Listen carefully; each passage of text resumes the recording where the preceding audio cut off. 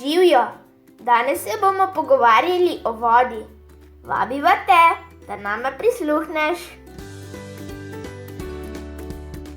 Voda je del našega vsakdana. Je brez barve, brez vonja in okusa. V naravi jo najdemo v kar 3 oblikah. V tekočini, kot led in paro. Voda pokriva zelo velik del naše Zemlje. Ali si vedel, da so astronavti ravno zato Zemljo poimenovali modri planet? Če bi lahko vso vodo na Zemlji nalili v 100 steklenic, bi 97 steklenic predstavljalo slano vodo iz morja in oceanov in le 3 steklenice sladke vode. Sladka voda v naravi se nahaja v jezerih, rekah, ledenikih in pod zemljo v podzemni vodi. Voda iz pipe pa predstavlja le majhen delček te vode in je zato zelo dragocena. Zakaj pa je voda tako zelo pomembna?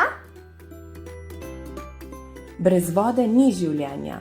Vsa živa bitja, kot so ljudje, živali, rastline, potrebujemo vodo.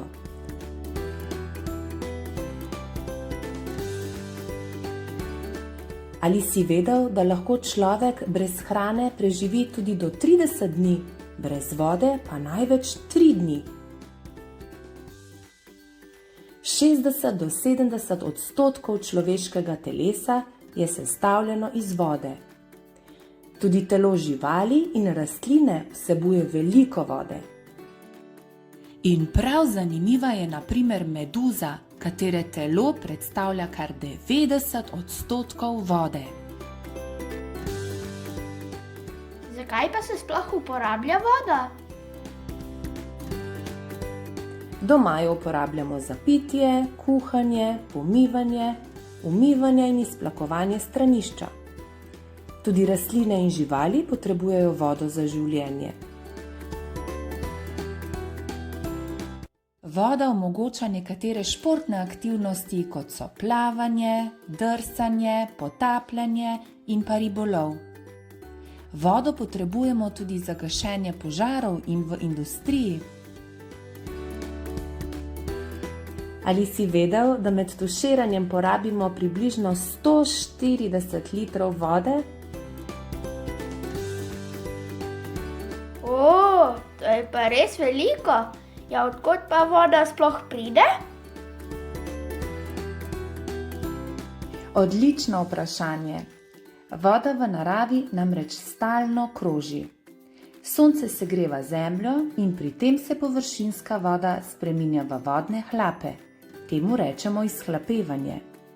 Nato se vodni hlapi združujejo v vodne kapljice, te pa v oblake. Vsa ta v oblakih zbrana voda pade na tla v obliki padavin. In tako se krog ponovi. Ali imamo vsi ljudje dovolj pitne vode?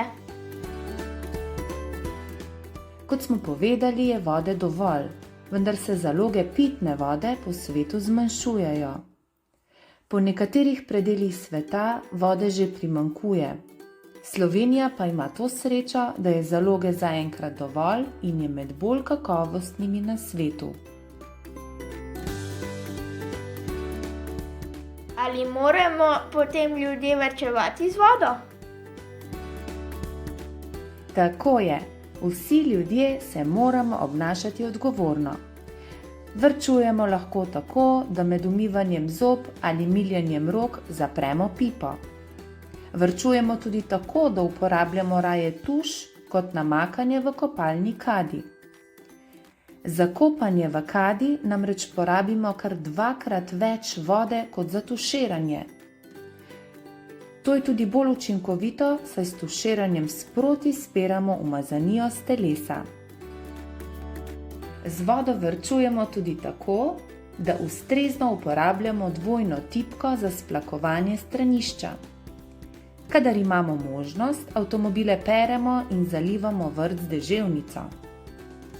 Obstajajo še številni drugi načini, da lahko varčujemo z vodo. Prepričana sem, da tudi ti poznaš še kakšnega. Joj, koliko besed o vodi, postajam žejen. Ali veš, da takrat, ko začutiš žejo, je v telesu že premalo vode? Ker pa ima voda v telesu več pomembnih vlog in jo hitro izgubljamo z znojenjem, z dihanjem in izločanjem, je zelo pomembno, da tekočino sproti nadomeščamo. Ja, pa je vseeno, kaj pijemo? Svetujemo pitje vode iz pipe in druge nesladkane pijače. Naj ti povem, da sladkane in gazirane pijače, ki vsebujejo dodan sladkor, lahko škodljivo vplivajo na zdravje. Pijače z dodanim sladkorjem nas sploh ne odžejajo tako kot voda in nam dajo energijo, ki jo naše telo ne prepozna in je ne porabi. To pa lahko vpliva tudi na porast prekomerne telesne teže in debelosti.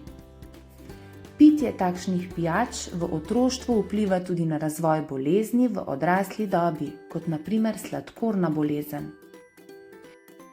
In naj ti povem tudi, da pri otrocih pitje sladkih pijač povzroča zobno gnilobo in vpliva na vedenje ter počutje.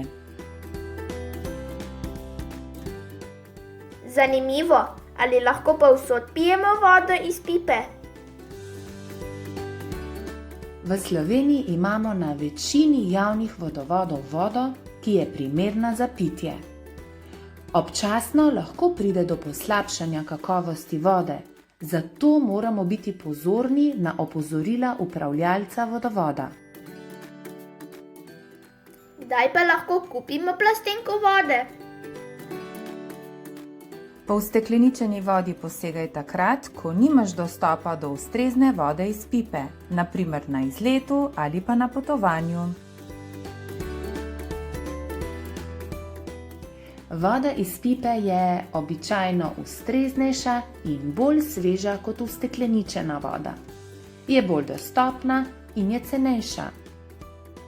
Je tudi okolju bolj prijazna, saj ga ne onesnažuje z embalažo. Ali si morda vedel, da razgradnja plastenke ustekleničene vode traja tudi do 1000 let?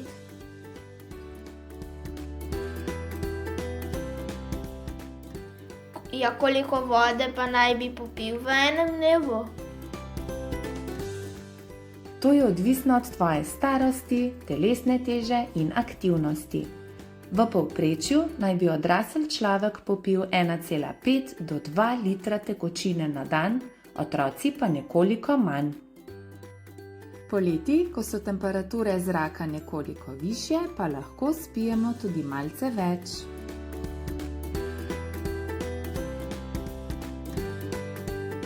Veliko zanimivih stvari sem izvedel.